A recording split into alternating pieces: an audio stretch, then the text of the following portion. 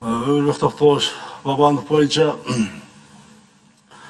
эми Öylük Барыш Токтогулов бул эми чоң саясатта, мына чоң бизнесте мына жүрдү, билесиңер.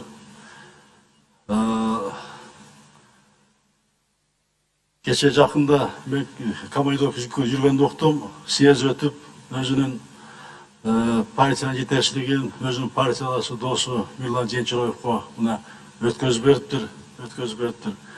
Эми Ömürök Токтогулович, жакшы билесиңер, президенттик шайлоодо мага эң негизги атаандаш болуп, кийин шайлоо өткөндөн кийин бир кандай себептер менен өлкөдөн чыгып кетти, бирок ага түшүндүрмө берди, бирок ал түшүндүрмөдө менин атымдагы аралаштырганга аракет кылышты.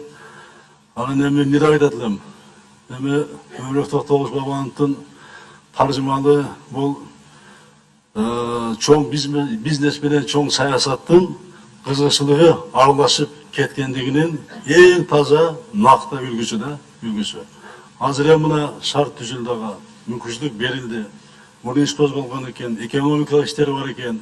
Мына азыр тергөө иштери жүрүп атат. Аны барып өзүн актанысын, ал иш боюнча өзүнүн чындыгын аерде чын болуп чындыгын көрсөтсүн мүмкүнчүлүк түзүлдү.